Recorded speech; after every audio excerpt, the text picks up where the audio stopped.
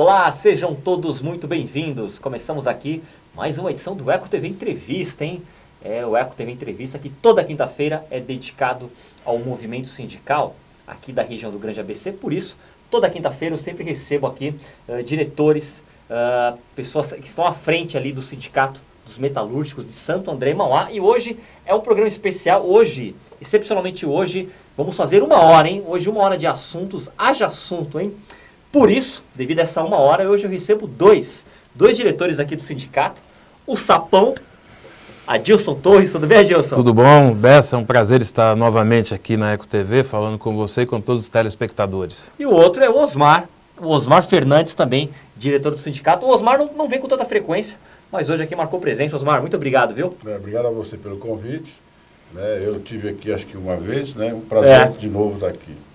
Você sabe, Osmar, que o Sapão e o Espio são os que mais ali já estão à frente ali depois do Martim, é claro, que vem com mais frequência aqui no programa. Verdade. Aliás, e como é que estão os demais lá? Tudo tranquilo no sindicato? Como é que está essa semana? Tudo bem. Tá bem, beleza, lá estamos, o nosso presidente licenciado, o companheiro Cícero Martim, aí, mandar um forte abraço para ele, está à frente da secretaria lá do trabalho, o companheiro Fofão, nosso presidente em exercício, o companheiro Espirro também, que recentemente aí assumiu a presidência do PDT. Então vamos lá, na luta do dia a dia lá, discutindo um pouco de política também, mas sem perder o fio da meada aí do interesse dos trabalhadores. É verdade. Ô Sapão, você falou do Fofão, eu acredito, deixa eu também mandar um abraço pro Fofão, que é uma grande figura lá do sindicato, e ele deve estar contente, hein? O time dele ontem, o querido Santos aí do Fofão, ganhou do seu São Paulo, né, ô Sapão?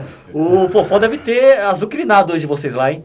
Rapaz, ele está bastante contente, mas pelo fato do presidente, o Martinha também, nosso presidente licenciado, ser São Paulino, então ele dá um pouquinho de uma maneirada lá. Tá quando ganha do Corinthians, alguma coisa aí, eles ficam mais eufóricos. Mas ontem um jogo aí bastante atípico, né? Mas o Santos jogou bem aí, vem jogando bem, né? Mereceu a vitória, né? Acho que os méritos têm que ser dados aí a quem merece, né? Verdade. Ô Sapão, vamos tocar o barco aqui, com os assuntos aqui no que diz respeito ao sindicato, no que diz respeito à economia. E eu começo, vamos começar aqui focando bastante aí no sindicato dos metalúrgicos. Nessa semana, representantes da Alcoa e com o sindicato, vocês se reuniram, receberam a empresa, não foi isso, Sapão? No que diz respeito a uma demissão, a uma série de demissões lá na empresa. O que você pode falar? O que está acontecendo hoje nessa empresa? Quais são as últimas informações aí? A Alcoa ali, ela vem passando aí por uma reestruturação no país, né? Até nessa discussão, o companheiro Osmar, o companheiro Fofão lá tiveram mais à frente, aí a gente acompanhou um pouco também, mas a Alcoa já de um período para cá, ela vem passando por uma reestruturação aqui a nível de Brasil, né? Eles fecharam e recentemente, eles tinham uma unidade lá em Poços de Caldas, praticamente fechou toda essa planta, ficou só algumas pessoas da parte administrativa, né? E aqui, recentemente, eles nos procuraram aí dizendo que a empresa de 390 trabalhadores teriam ali a necessidade de fazer o desligamento de cerca de 80 trabalhadores, né? Isso representa aí mais de 20%, né? Então, lógico, de imediato aí, todo o sindicato, aí, os companheiros que estiveram à frente procuraram a empresa no intuito de tentar negociar aí várias saídas, várias alternativas, inclusive foi feito uma consulta lá aos trabalhadores através de um voto secreto, se os trabalhadores concordariam com a questão da gente poder discutir um PPE para preservar aí esses pós-trabalho. Os trabalhadores aí na sua ampla maioria entenderam que poderia ser feita essa discussão pelo sindicato, mais de 90% concordaram, né? Mas infelizmente quando foi levada aí essa reivindicação junto à direção da empresa, ela falou que na realidade não é só um problema da crise momentânea, era um problema mais estrutural dela, ela vinha se reestruturando, inclusive dentro desses desligamentos aí foram desligados aí vários cargos aí vamos dizer assim, de confiança da empresa, né, de gerente, de supervisão, de salário mais alto, que eles colocam aí que estavam passando por uma necessidade de fazer essa reestruturação, né? Mesmo assim, o sindicato esteve ativamente lá, conseguiu aí negociar algum benefício para os trabalhadores, alguma garantia para quem fica, né? Mas aquilo que a gente sempre coloca, né? o que a gente tenta a todo momento e a todo custo é preservar o posto de trabalho, né? Porque muitas vezes, a gente até consegue aí negociar algum benefício ali para o trabalhador, mas principalmente hoje na atual situação do país, né, ele sai sem muita perspectiva ali de arrumar uma nova colocação aí de imediato no mercado. Mas pelo menos a gente conseguiu, de uma certa forma, aí, junto com os companheiros que estiveram à frente, o companheiro Osmar, o companheiro Fofão, negociar ali um pacote ali, que a gente não resolve o problema, mas a gente entende que ajuda bastante, e pelo menos até que o trabalhador possa aí, buscar uma nova recolocação no mercado de trabalho. Entendi. Deixa eu até contextualizar aqui o telespectador. O Sapong falou que a Alcoa não quis, rejeitou então o plano, você falou PPE, né? Uhum. PPE, que é o Plano de Proteção ao Emprego, é uma das ferramentas aí, realmente um plano que o governo federal lançou devido a esta crise, não é, o Sapão? Apesar, se eu não me engano, foi o Espirro que falou que esse tipo de ação já tinha, não é? Ele só realmente foi mais reforçado agora, não é isso? Não, ele foi melhorado, né? Porque o que a gente, é isso, que hoje na CLT aí você tem a possibilidade da discussão aí da redução de até 25% com a redução do salário e da jornada igualdade, né? Só que aí a CLT ela não previa nenhuma garantia de emprego, nenhuma estabilidade. Logicamente, quando o sindicato aí se via no meio de uma negociação dessa, aí a gente colocava aí algumas garantias, mas o PPE ele veio ali dar uma complementada melhor nisso, né? Que hoje quem entra nesse programa, além de ter garantido o seu emprego ali pelo período, que pode ser feito por 6 meses, renovado por mais 6 meses, tem mais ali 1/3 após o término do PPE, tem mais 1/3 ali de garantia de emprego. Então, se faz aí por 6 meses, você tem 8 meses ali de garantia da garantia do emprego, né? Teria mais 2 meses ali, além também de um diferencial que é importante para os trabalhadores, que o governo também ajuda, né? Ele complementa com uma parte ali. Então, se hoje você pode fazer até uma redução no limite máximo aí de 30% de jornada e salário, só que o governo complementa aí cerca de 15%, né? Lógico, limitado aí ao teto de 65% do maior salário pago pelo seguro-desemprego, que dá em torno de R$900, né? Então, isso daí pelo menos já complementa aí o salário de quem ganha até em torno de R$6.000, se tiver 30% de redução de jornada e também redução de salário, na realidade para ele vai representar 15% da redução da jornada, 15% da redução do salário, porque a outra parte vem como esse complemento aí do governo através do FAT. Entendi. Deixa eu colocar agora um pouco aqui o Osmar. O Osmar está quietinho aqui mais no canto. Osmar, hoje você é o diretor da comunicação, não é isso? Eu sou um dos responsáveis pelo departamento de imprensa e coordenador da área de Santo André. Trabalho de base de Santo André. Ou seja, o jornal O Metalúrgico, acertei isso, não é? O nome é O Metalúrgico, isso, não é isso? O Metalúrgico, isso. Você é um dos responsáveis, então, aí pela distribuição isso, do Fofão, companheiro jornal. Martinha, isso, Sapão.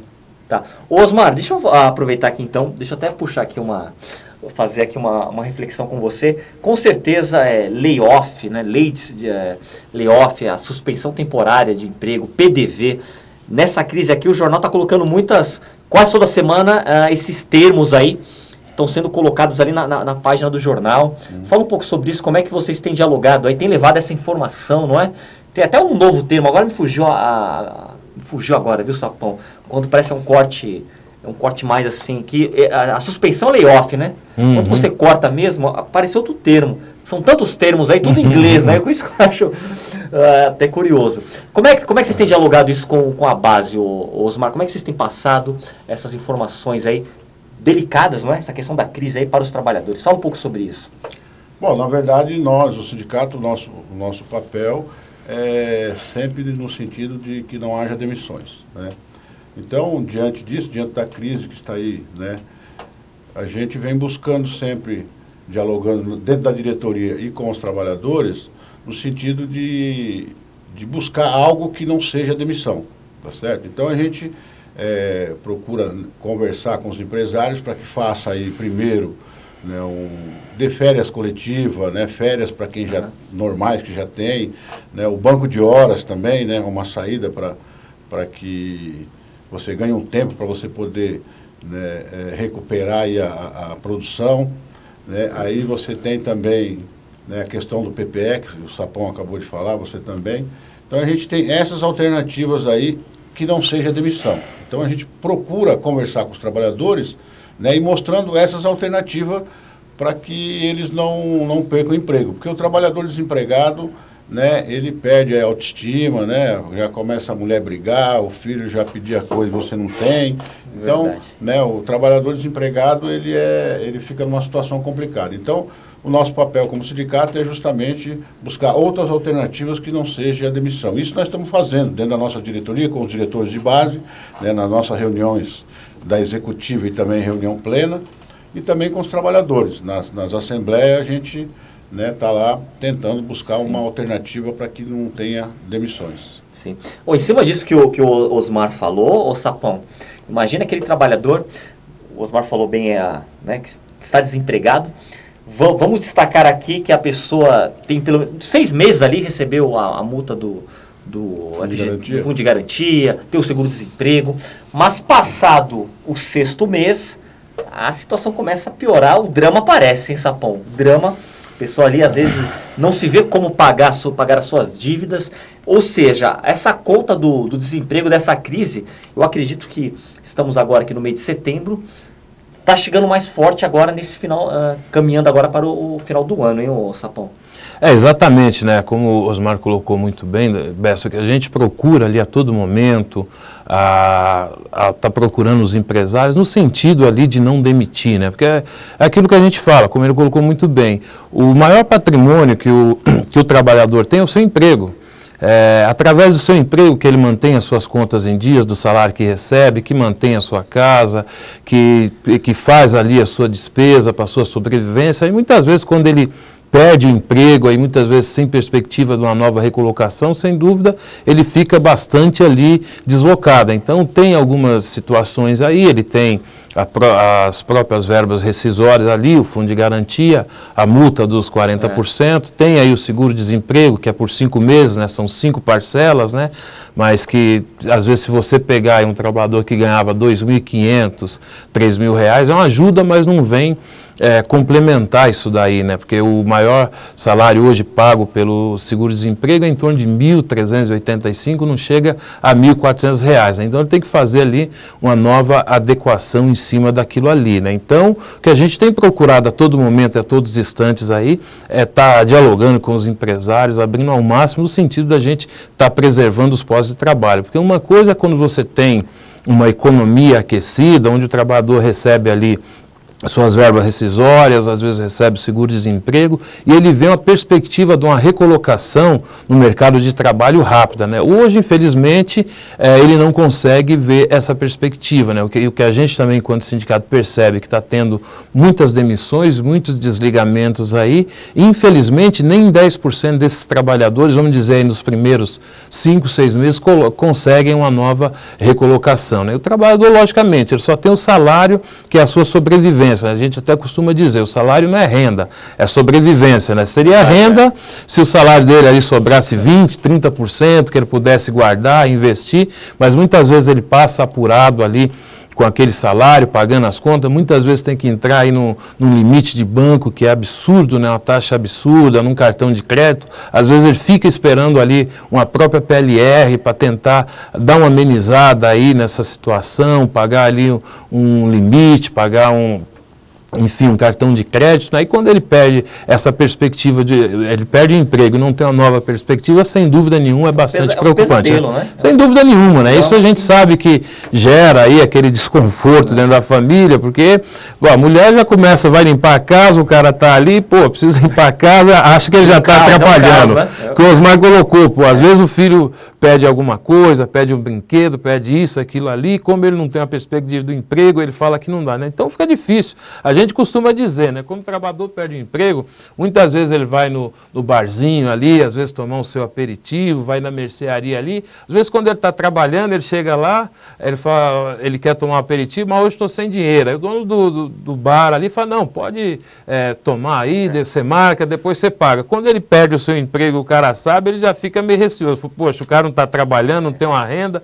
será que ele vai me pagar depois? Então, até isso ele fica, infelizmente, fica um pouco mal visto, né? Mas é uma situação que a gente espera aí que ela se resolva o mais rápido possível, que o país, aí, um país como o Brasil, um país de dimensões continentais aí, com a sua grandeza, acho que não pode ficar muito tempo nesse período. Tem que retomar logo o mais rápido possível o crescimento. É verdade. Em cima disso que você falou, Sapão, não sei se vocês acompanharam ontem o Jornal da Globo, na Globo, não sei se foi bem no Jornal da Globo, mas é uma matéria na Globo falando da depressão, como a autoestima vai lá para baixo do desempregado.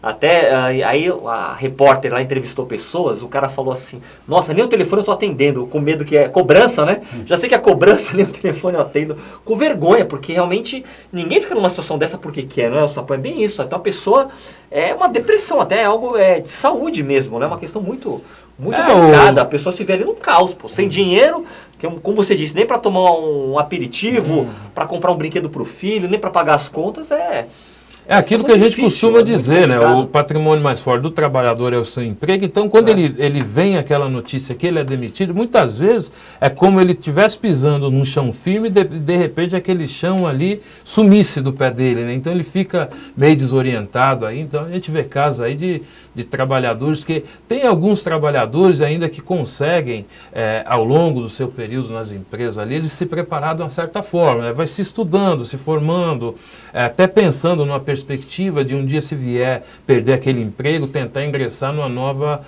profissão, numa nova carreira. Mas muitos dos trabalhadores ali normalmente são acostumados naquele cotidiano, né? No dia a dia, que é levantar ali, pegar sua condução, seu transporte, ir para o trabalho. E muitas vezes quando ele recebe aquela demissão, aquilo para ele é um choque, o mundo desaba, porque num primeiro momento ali ele não vê uma perspectiva, uma alternativa do que ele vai fazer, como ele vai não só se manter, mas a sua família, né? Então é bastante preocupante. E é o que você falou, normalmente leva aí, em alguns casos, o trabalhador até, num caso de depressão aí, a gente vê muitos casos aí, às vezes reportagens, trabalhadores que perderam o emprego, aí perderam a sua condição, ali, aquele seu status, muitas vezes chegam a se tornar indigentes, até se entregar ao alcoolismo, aos vícios, como uma forma, uma válvula de escape. Verdade. Mas porém é o seguinte, é uma válvula de escape ali tortuosa, que na realidade, em vez de ele não está escapando daqueles problemas que ele já tem e está criando um outro problema muito mais sério, não só para a vida dele, como dos seus familiares. Né? Né? A situação não está fácil, hein, amigos? Não está fácil mesmo. Ó, eu tô aqui vendo aqui, dando uma olhada nos principais sites aqui no meu... Deixa eu suspender mais aqui no tablet aqui. Deixa eu compartilhar aqui com os meus comentaristas de hoje aqui, com o Sapão e com o Osmar.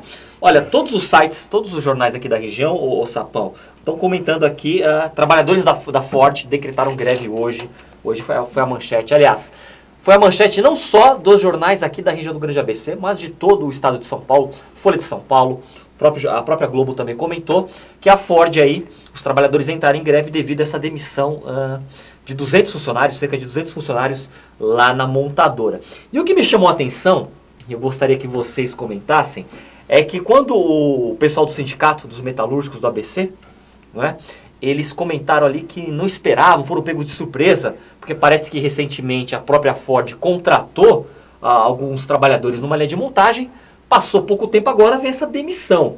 Então o que eu pergunto para vocês aí, que são líderes sindicais, acima de tudo, quando vocês são pegos de surpresa, como no caso aí, usando o exemplo aí do pessoal da Ford e do sindicato, que não esperava, ninguém esperava e agora acontece, já passaram por essa experiência, que vocês, o desespero toma conta, o que vocês podem falar, que vocês podem compartilhar aqui conosco, aqui, tanto o Sapão quanto o Osmar? É uma situação bastante complicada, né, Bessa? Porque é aquilo que a gente fala, a gente tem acompanhado aí, principalmente, não só a gente também, mas o que os outros sindicatos, não só da região do país, têm tentado fazer aí, principalmente os metalúrgicos do ABC. Quer dizer, o sindicato tem se colocado aí inteira disposição para estar negociando a tudo que a gente já falou aqui. Existem mecanismos da gente tentar preservar o emprego, né? E quando vem uma situação dessa, de uma demissão aí, sem a empresa pelo menos buscar um caminho de negociação, buscar ali tentar um entendimento para preservar aquele pós-trabalho, o sindicato, logicamente, a primeira ação dele ali é convocar a assembleia com os trabalhadores, o que foi feito lá, a gente acompanhou pelo sindicato, paralisar a produção e através disso aí tentar buscar ali um entendimento com a empresa, uma discussão, no sentido de tentar ali, o que muitas vezes é difícil, mas de reverter esse quadro de demissão, né? Eu lembro que eu passei por uma experiência dessa, Eu era funcionário aqui de uma empresa da região, que hoje, infelizmente, a empresa foi embora da região e hoje lá tem um shopping, né? Que era a antiga Black & Decker ali na Avenida Industrial. Nossa, bem conhecida a Black & Decker, né? Exatamente. Então eu me lembro até hoje, eu trabalhava no segundo turno, era 30 de dezembro, praticamente aí, antivéspera do final do ano, 30 de dezembro, por volta de 6 horas da tarde, a mídia, a imprensa televisiva ali já estava anunciando que a empresa tinha soltado uma nota na imprensa que ela encerraria as atividades aqui na região naquele dia.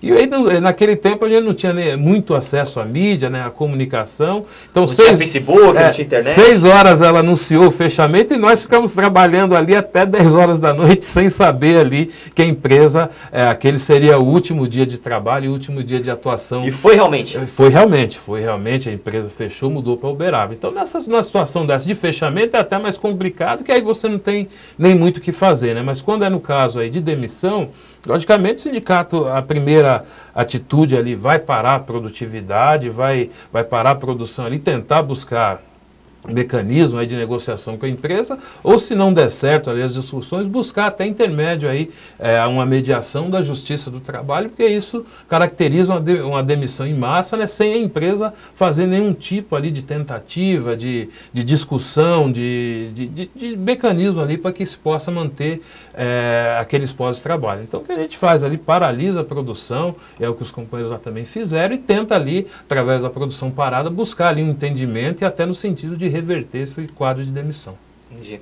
Osmar, esse tipo de surpresa aí, essa má surpresa, né? Na verdade, ninguém espera, né, do empresário, porque mudou muito, né? A relação capital de trabalho, ela mudou bastante. Então, hoje você tem um bom relacionamento, né? Você conversa antes para depois você agir, tá certo? Então aí a montadora ela não agiu corretamente, né? Eu acho que ela deveria ter procurado o sindicato, né? Colocar aí, expor aí a sua situação, como acredito eu que já vinha sendo feito, né? Em outros momentos, né? Eu não sei o que levou a empresa, né, comunicar aí a demissão sem falar com o órgão que representa aí os trabalhadores, né? Com quem sempre mostrou aí um bom diálogo com todas as montadoras, né? Então eu acredito, né, que os companheiros lá fizeram o papel correto, né? Não quer conversar, então não conversou, parou. Eu acho que é por aí mesmo. Então, forçar a empresa a conversar e buscar aquilo que a gente vem falando aqui no início do programa, que tem várias saídas para que não haja demissão. Inclusive a Mercedes é uma prova, né, de que estava lá com várias demissões. É bem lembrado, né? Verdade. E se sentou, conversou e achou uma saída, né, importante para os trabalhadores e também para a empresa e para o sindicato, né, que mostra aí para o nosso país e também para a Ford aí que faça o mesmo caminho, né, tome o mesmo caminho, o caminho do diálogo. Eu acho que é importante, né, o caminho da negociação. Verdade. O Osmar, pegando carona aqui na fala do Osmar citou a Mercedes-Benz. Deixa eu também colocar aqui no debate, aqui no assunto, o presidente da Mercedes-Benz no Brasil, cujo nome não vem na minha memória, mas é um estrangeiro aí, Felipe alguma coisa, enfim, depois eu procuro, depois eu pesquiso. Mas o presidente da Mercedes-Benz disse, Sapão, que ele acredita que só 2018, hein? Ainda se o Brasil continuar caindo aí nessas agências teve um problema agora aí como é que fala? Agora fugiu? Que o país é colocado ali como um país de calote, um país que não tem uma responsabilidade devido à turbulência política. Ele acredita que o Brasil, a situação aqui no setor automotivo, né, ele destacou, só em 2018, hein? Tá meio pessimista aí, o que vocês acham? Como é que tá? Mas aí eu pergunto para você, Beto, o seguinte: as montadoras, elas reclamam muito da crise, reclamam muito do governo, né? Eu não sou economista, não sou formado em nada, mas, por exemplo, né, para você gerar economia, você precisa ter serviço, você precisa vender, você precisa comprar, né? Sim. E eles reclamam muito, e aí você vê os pátios cheios de carros, né? E você não vê ninguém abaixar o preço do carro. O carro mantém o mesmo preço. Isso é fato mesmo. Ou aumenta o valor do carro. Inacreditável, né? Então, quer dizer, se você está com, por exemplo, se você está com um problema, né? econômico e você não faz nada para que você retome aí a economia da sua própria empresa, não estou falando nem do país, da sua própria empresa, né? A gente começa a pensar o quê? Que você não quer ajudar também, né? Você está pensando individualmente, eu estou pensando na minha empresa. Sim. Eu não quero saber do país, eu não quero saber da outra empresa. Então eu acho que é o seguinte, eu penso que o setor, né, das empresas montadoras, eles deveriam reduzir, abaixar um pouco os carros populares, porque carro popular é só no nome, né? Você vai ver o preço aí, não tem nada de popular. Então, eu acredito que para ajudar, né, a começar a sair um pouquinho da crise, eles deveriam reduzir, né, o valor dos carros para que dê condições para aqueles que possam comprar e assim começar a gerar, né, produção e o nosso país começar a desenvolver a saída dessa crise. Eu acho que parte também dos empresários. Não basta só cobrar do governo, né? Eu tenho que fazer a minha parte também, né? O sindicato faz a parte dele, o empresário tem que fazer a parte dele, os trabalhadores é o que mais fazem, é o que mais sofrem na crise, né? Porque você vê que eles não mexem com o diretor, né? O executivo é o último a ser mexido numa empresa. Ele mexe lá com o peão, com o trabalhador que trabalha numa prensa, né? Que trabalha de ajudante, ele manda esse embora, né? Ele não mexe lá em cima. Então, então eu acho que eles que têm que, né, fazer, né, algo para ajudar o país a sair da crise. E eu não vejo eles fazendo nada, eu vejo eles cobrar. Cobrar é fácil, né? Então eu acho que eles têm um papel fundamental no nosso país, as montadoras têm um papel importante, gera bastante emprego, né? Mas eles precisam, nesse momento aqui, também fazer a parte deles.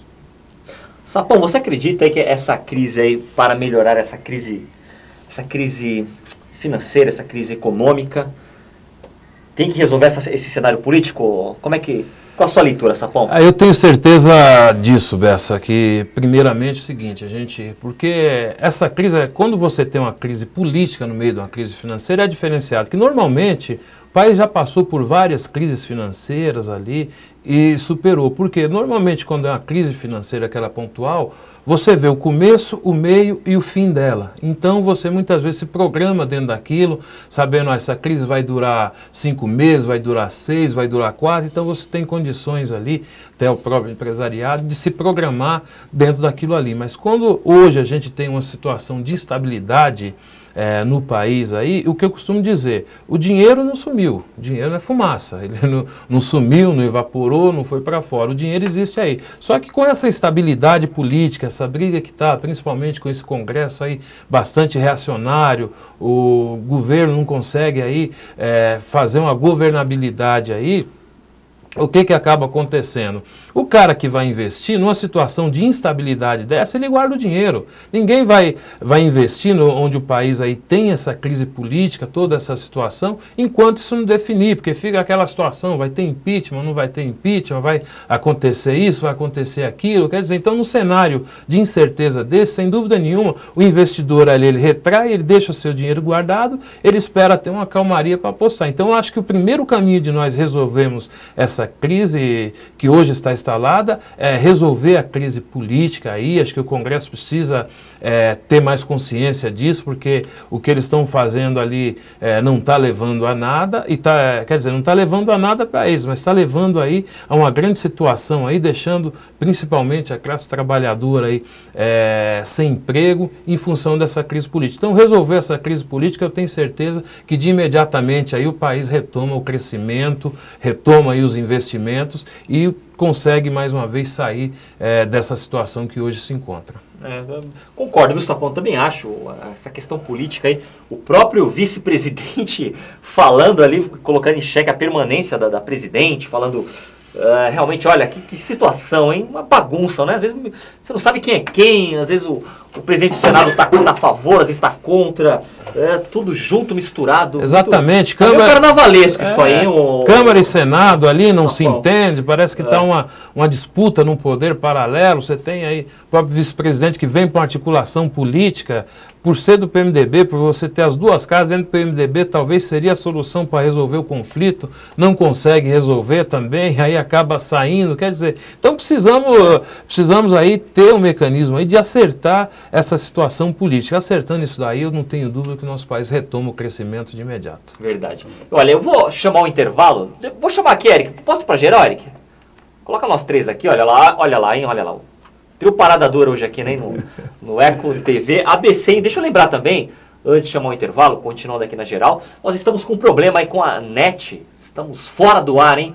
A NET cortou o sinal da Eco TV de uma maneira arbitrária. Estamos aguardando na justiça, esperando resposta aí, uma decisão do juiz. Enquanto isso, nós não paramos, hein? Estamos aqui pelo Eco TV ABC, acreditando que amanhã é um novo dia, não é, meninas? Não é verdade? Não é, Sapão Osmar, que amanhã tudo possa se resolver. Enquanto isso, estamos aqui então só pela internet, só pelo site e também pelo Facebook, não é, Eric Sam? Olha lá o Eric Sam me sinalizando, é o homem das imagens aqui da Eco TV. Você também pode acompanhar a nossa programação pelo Facebook, também pelo site, que agora é Eco TV ABC. Eu vou chamar um rápido intervalo, não sai daí na sequência. Eu volto mais aqui com essa dupla dinâmica aqui do Sindicato dos Metalúrgicos de Santo André e Mauá, para falarmos aqui mais de economia, mais da questão do trabalhador, ok? Não sai daí. Ah, tá sem sinal de retransmissão.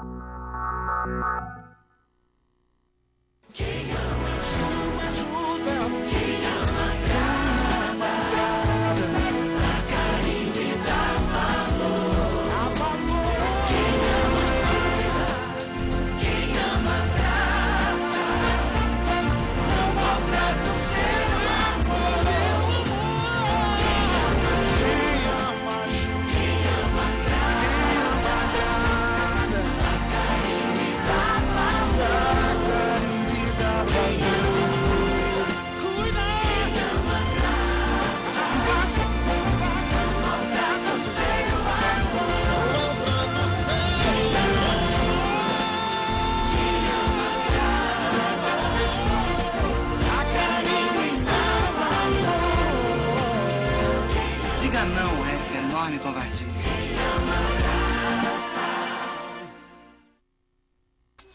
Aí, mano, é muito fácil de entender a diferença entre o futuro de quem usa droga e o futuro de quem não usa. Quer ver, ó? Presta atenção. Usando droga. Sem usar droga. Quer ver de novo, ó? Com droga, sem droga. Com droga, sem droga. Com droga, sem droga. Com droga, sem droga. Com droga, sem droga. Aí, cara, se você quer ter futuro, não use drogas, falou?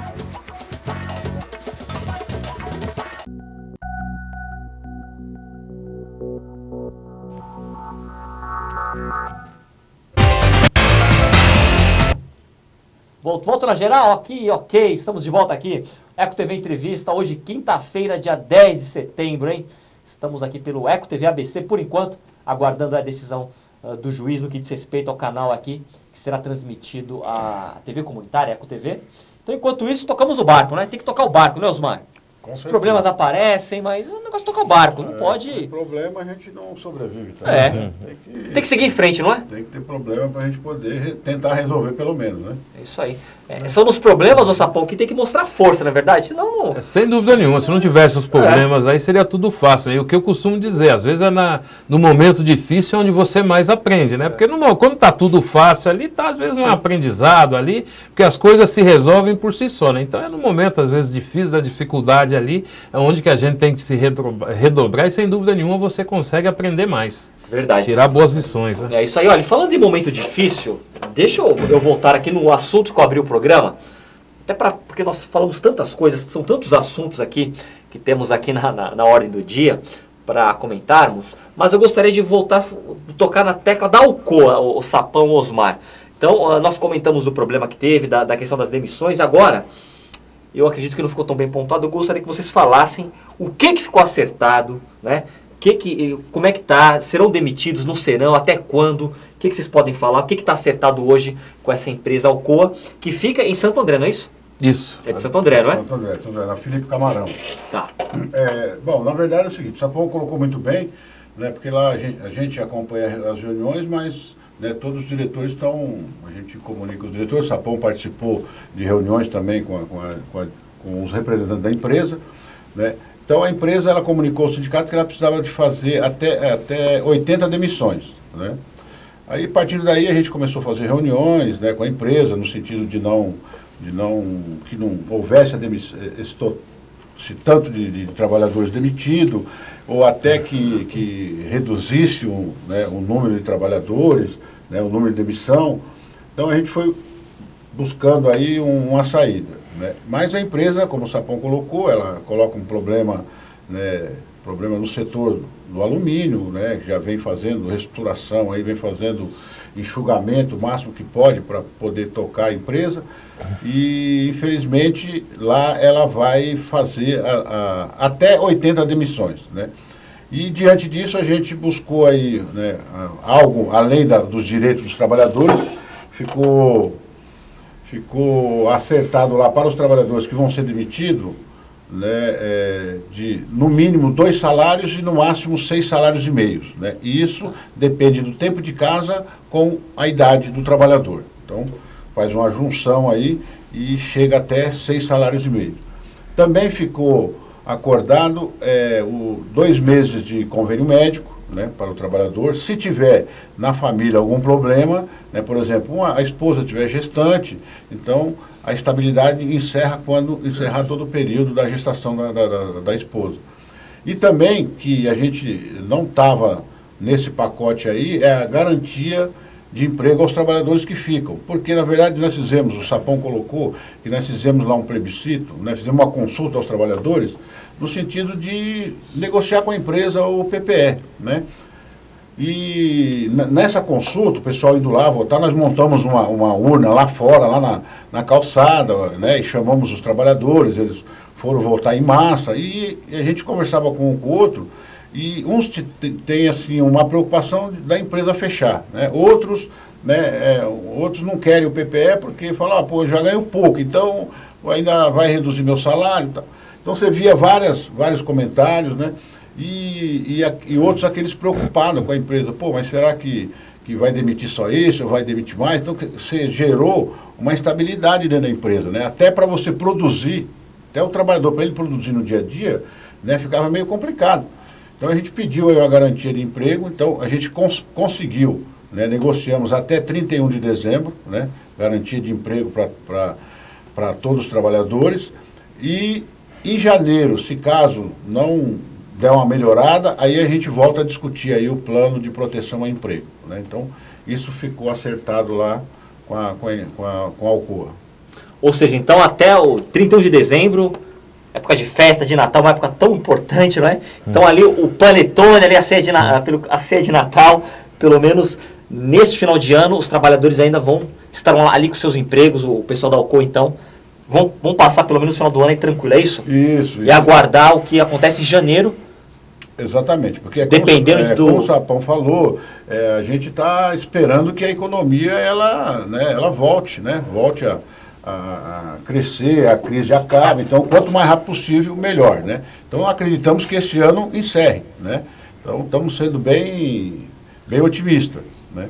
Apesar de aí o ministro falar que é só em 2018, mas nós, o presidente da Mercedes falar que é só em 2018, mas nós estamos apostando que este ano encerre e o ano que vem a gente volta a produzir e a empresa contratar e assim, né, voltar ao normal.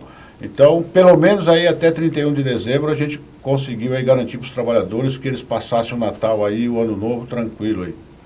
O Osmar ali meio que, sem querer, ele citou o ministro, que estava se referindo ao ministro Joaquim Levy, né? Exato.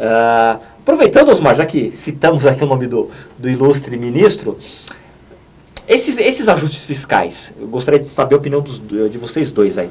Esses ajustes fiscais, os movimentos sindicais acreditam que eles podem ser feitos, seja qual for o ajuste, que os ajustes aconteçam aí para estabilizar a economia do país, mas sem interferir nos direitos dos trabalhadores, sem mexer ali nas conquistas, muitas dessas conquistas até que foram encabeçadas aí pelos movimentos sindicais aí, como o de vocês aqui de Santo André e Mauá. Qual o caminho? O que vocês acham sobre isso? Como é que fazer esse ajuste aí que tanto fala o ministro, sem mexer na vida do trabalhador? Começando pelo Sapão. Sapão, o que você pode falar? Qual o caminho, Sapão? Eu entendo que, logicamente, o país passa por dificuldades, você precisa fazer ajuste, né? Mas todo tipo de ajuste ele tem que ser bem discutido, bem debatido, né? Nós, no movimento sindical, através dos sindicatos, das centrais sindicais, sempre nos colocamos aí à disposição do governo, dos ministérios, de discutir ali saída, mecanismos e alternativas e, logicamente, desde que você faça um ajuste, mas que não venha penalizar, porque, infelizmente, o que a gente acaba vendo nesse país aí de longos anos, né, quando você tem uma dificuldade ali, quem acaba pagando a conta é o trabalhador, é a parte lá mais baixa. Então, acho que se existe a necessidade de fazer ajuste, acho que tem que fazer, mas de uma certa forma ponderado, né? E acho que também o governo precisa ali também, dentro ali fazer os ajustes internos também. Não adianta você fazer só o ajuste interno, fazer os ajustes internos. Acho que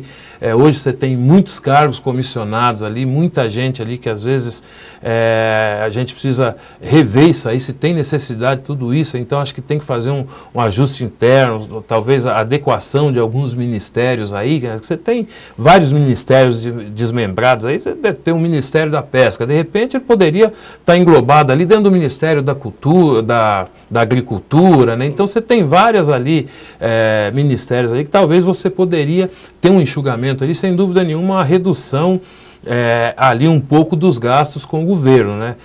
Uma outra situação, quando se fala de ajuste, assim, embora o pessoal aí muito avesso à questão dos impostos aí, mas uma questão que eu defendo, e logicamente, mas eu defendo essa posição desde que esse dinheiro seja bem investido, seja um dinheiro carimbado, que ele vá para a saúde ou vá para outras pastas, para outros ministérios, mas que seja bem utilizado, que é a CPMF. No meu modo de vista, esse foi o imposto mais justo que se criou, que você tributa todo mundo de maneira igual, a sonegação dele é muito difícil, a não ser que o cara não fizer movimentação financeira em banco, guardar o dinheiro no colchão, que hoje ninguém faz mais isso. Então, eu entendo que esse é um imposto aí que veria colocar um equilíbrio, porque se o trabalhador movimenta R$1.000, R$2.000, ele vai pagar um imposto sobre R$2.000. O grande latifundiário aí, o grande empresário, o grande banqueiro aí, se ele movimentar aí 1 milhão, 1 bilhão, ele vai pagar em cima daquilo. Então, esse eu entendo que é o tipo de imposto, no meu ponto de vista, eu entendo que é um tipo de imposto mais justo, onde cada um vai pagar de acordo com o que ganha. Porque hoje o que a gente acaba vendo ali é um pouco de uma desigualdade, a conta sobrando para o trabalhador, muitas vezes ali se mexendo em alguns direitos, né, questão de PIS, a questão do próprio seguro-desemprego, se aumentando o tempo, então muitas vezes você acaba prejudicando o lado mais fraco. O que eu entendo é o seguinte, talvez, no meu modo de vista, esse é um dos impostos mais justos que tem, porém ele tem que ser bem utilizado. Então acho que além de fazer os ajustes aí, o governo também precisa readequar aí toda a sua estrutura ali e utilizar o dinheiro ali de uma forma que ela venha aí beneficiar toda a população brasileira. Osmar, qual a sua leitura aí? Olha, eu acredito, né, que...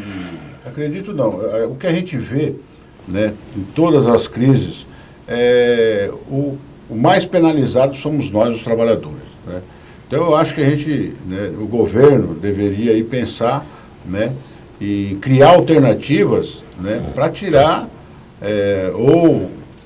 não digo tirar, mas para reduzir um pouco aí, daqueles que realmente venham só especular o nosso país, só vêm ganhar dinheiro aqui no nosso país, né, em contrapartida eles não fazem nada. Então eu acho que precisa dividir a responsabilidade, não jogar só nas costas dos trabalhadores, né, que o que a gente vê é só isso, né, como o Sapão colocou, seguro-desemprego, né, você vê a questão de pensão por morte, você vê várias ações sendo feitas, né, mas nenhuma delas, né, você vê naquele que está ganhando dinheiro aqui no nosso país. Então eu acredito que precisa mudar um pouco, precisa ser feitas medidas para que o trabalhador seja menos penalizado, né? Por exemplo, o Sapão colocou a questão lá dos ministérios, né?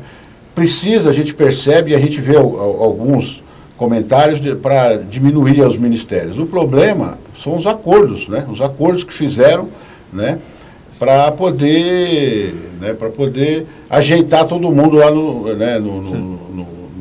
em Brasília. E aí agora como é que você faz? Se você for mexer, né, em algum ministério, você vai desagradar, né, um ou outro partido. Então, eu vejo assim, né, que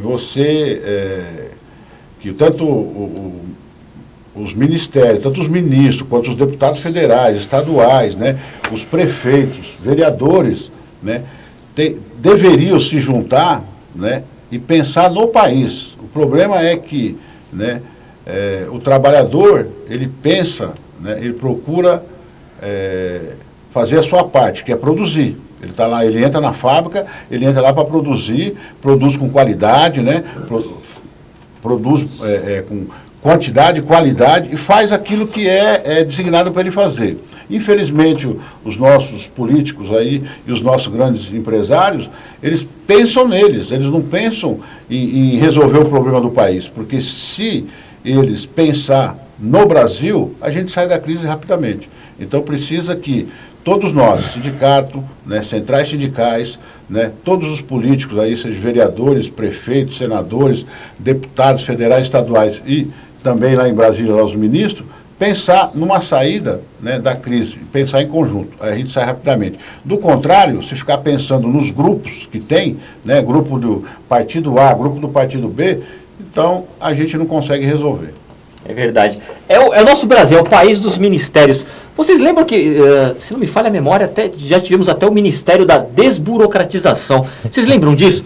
Olha, realmente é complicado. O Sapon falou aqui, Sapon, o Ministério da Pesca, realmente, Ministério da Pesca, poxa, podia ele entrar em outro Ministério da Agricultura. Achei que você foi muito feliz aí nessa sua colocação, porque é bem por aí, né? Ou seja, são 39 ministérios, não é isso? É ministério que não acaba mais. E a gente não vê ali na realidade. Muito ministério, muito ministro, pouca ação. Muito ministério, muito ministro, e até a questão do Congresso. Não sei se vocês acompanharam essa semana aí, deputados, agora eu não vou lembrar o nome, mas deputados aí fazendo viagem para o exterior, coisas que nem competiam ali para eles. Não sei se vocês acompanharam. Então, um deputado tal foi lá para a Europa para ver uma exposição de arte com dinheiro nosso aqui, não é? Tudo pago pelo governo, e não era nem a função dele. Ele foi lá, falou que ia trazer investidor, ou seja, umas balelas, uma coisa realmente complicada. Enquanto nós não focarmos nisso, não é? E ficar pensando que o ajuste é só do lado de quem trabalha, como o Osmar colocou, só quem está na base ali da produção, né, Osmar? Aí o negócio complica, né? Aí o negócio fica meio... Você não consegue resolver, né? Como eu falei. Fica difícil. Você tem grupos de pessoas que estão preocupados com eles. Então você não consegue resolver. Só criticar? Eu acho que não. Eu acho que você tem problema, você critica, mas você apresenta alternativa, né? O ministro reclama da presidente. Pô, mas ele foi indicado pela presidente. Como é que ele reclama da presidente? Ele tem o seu papel lá a fazer, né? Ele não faz, né? E critica. Quer dizer, o vice-presidente critica a presidente, mas também não faz o papel dele. Então, vai ficar aí, né, só críticas, não aceitando o resultado, que é importante frisar isso, viu, Bessa? Não estão aceitando o resultado das eleições. Nosso país é um país democrático, né? A eleição foi feita dentro da democracia. E aí você não aceita, seja a diferença por um voto ou dois, mas isso é democracia, né? Então eles têm que aceitar, não existe terceiro turno.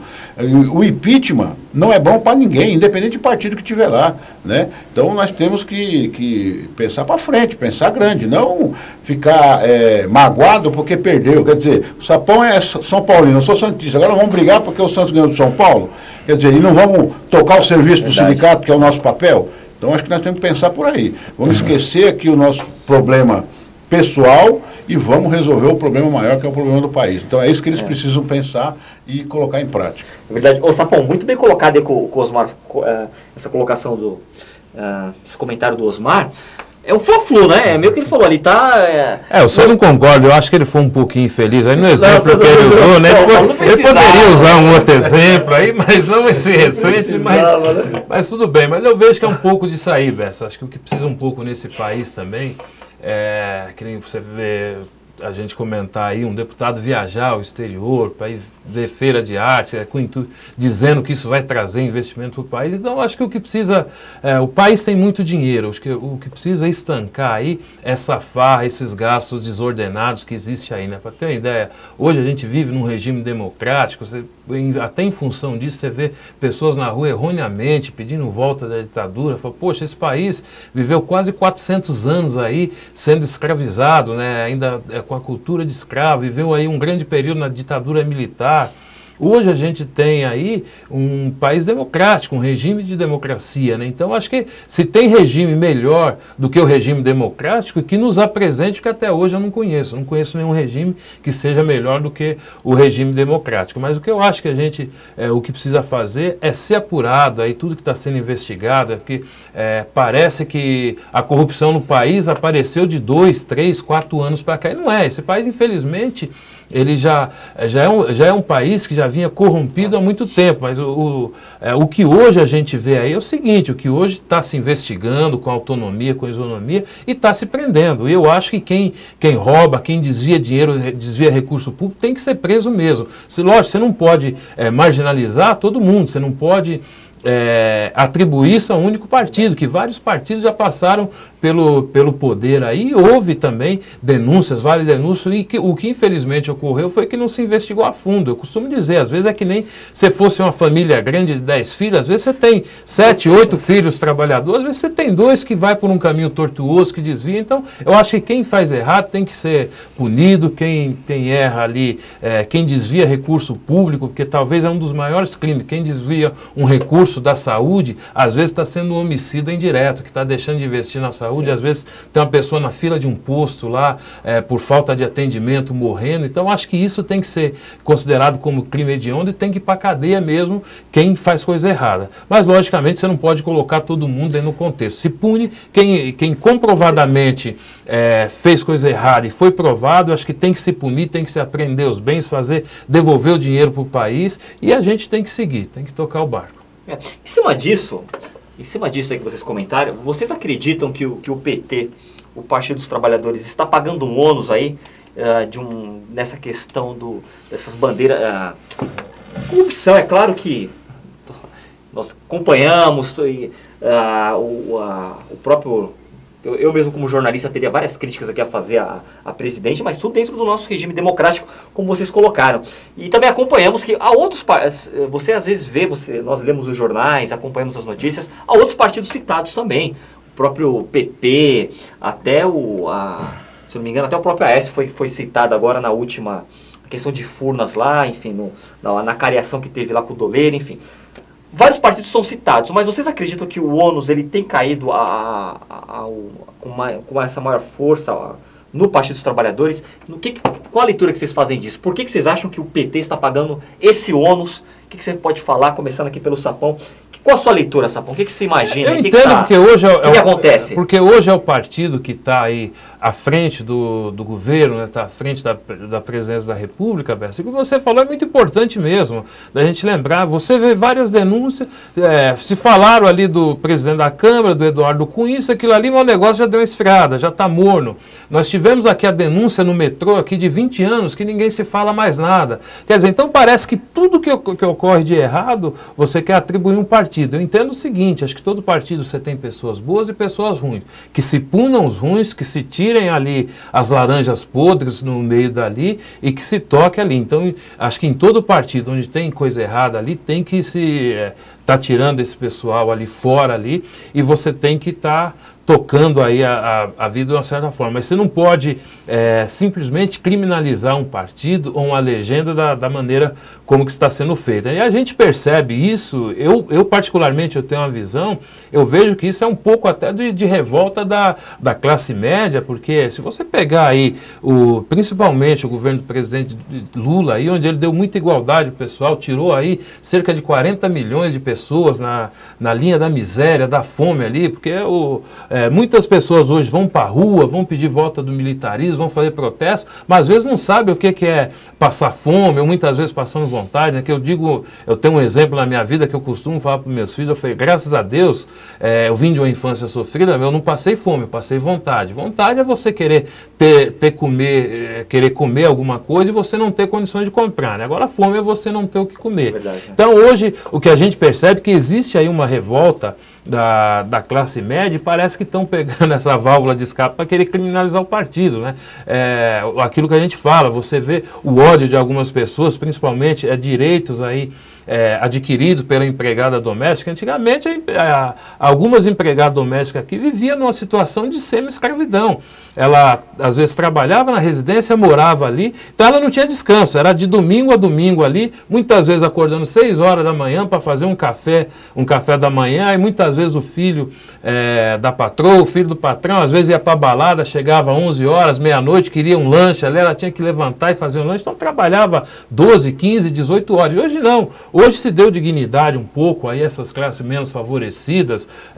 Você vê, às vezes você vai falar com um empregado ali, alguma coisa, e fala, não, eu tenho meus direitos aqui, eu tenho as minhas garantias. Hoje você vê o pobre tendo condição de andar de avião, né, dividir o mesmo avião que o empresário, com o executivo. Então isso muitas vezes incomoda, né? Incomoda quando você mexe com a classe, você valoriza uma classe, você tira ela de um determinado patamar e sobe ela, e onde a outra estava acostumada ali só a mandar, só a dizer o que faz, a outra baixar a cabeça, então quando a outra se levanta ali e diz, não, agora as coisas não são bem assim, né? Então a gente percebe que tem uma revolta isso aí. Mas é aquilo que eu falo, você não pode, dentro de tudo isso que a gente está falando, dessa questão de corrupção, querer criminalizar apenas um partido. Eu acho que o partido ele é maior, as instituições são maiores do que qualquer situação. Você tem que pegar ali as pessoas, então quem fez errado tem que ser punido. Eu acho que independente de instância, de partido, de jurisdição, tem que ser punido. Acho que é dessa forma que a gente consegue avançar. Infelizmente, hoje,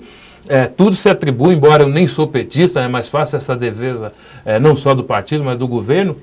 Parece que tudo de errado você quer atribuir a um único partido e a gente percebe que não é isso. Infelizmente, hoje você tem a Polícia Federal, que ela pode investigar, sem muitas vezes o cara chegar lá, o ministro da Defesa chegar lá e falar, delegado, vai mais devagar aí, porque senão eu vou te levar lá para as fronteiras lá, você vai ficar cuidando de fronteiras, vai pegar uma malária lá no Mato Grosso, quer dizer, então vai mais devagar com essa investigação. Não, hoje se dá total liberdade e autonomia de investigar, e por isso que está aparecendo. E acho que onde aparecer focos ali, tem que ser, como eu já falei antes, tem que se prender e tem que se punir mesmo.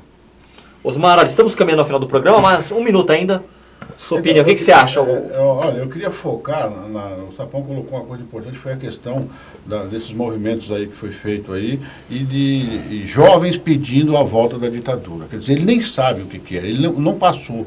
Então, quando você pede algo, você tem que saber o que você quer, né? Qual o resultado que traz aquilo. Então, a palavra democracia, né, e você viver num mundo, num país democrático, né?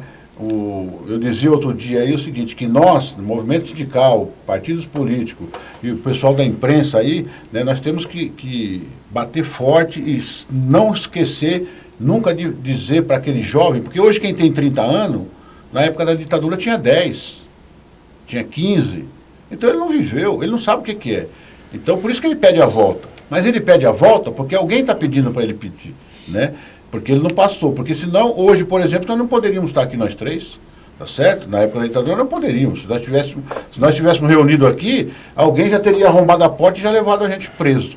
Então, é só para eles terem uma ideia. Então, nós precisamos mostrar para aquele que não passou e para aquele que não sabe, não conhece o que é democracia. Ok. Olha, chegamos ao final. O Eric San, obrigado, hein, Eric? Valeu, hein? Muito bom. Qualquer dia eu vou fazer um programa com o Eric. Vou pedir para o Eric participar. O Eric San Nós brigamos de vez em quando, discutimos, mas tudo na base do profissionalismo. Grande Eric, valeu, viu, Eric? Olha, meninos, Sapão, obrigado, viu? Obrigado você pelo convite. Passou rápido, hein? Osmar, quando o Osmar chegou, vai 1 hora hoje. Passou rápido, Osmar? Passou rápido, rapaz. Agora você fala, você nem falou tudo que você queria, na verdade? Não, falei. Não falou? Deu pra falar tudo? Falou tudo, Sapão? Depois a gente sempre acaba lembrando de alguma coisa que poderia ter colocado a mais, mas foi bom, né? Acho que quando o papo tá bom Vambora, tá com o barco. Passa rápido. É isso aí. Muito obrigado vocês que acompanharam aqui mais esta edição aqui do Eco TV Entrevista, como acontece toda quinta-feira, voltada ao movimento sindical aqui do Grande ABC. Até a próxima edição, muito obrigado, fiquem com Deus e até lá.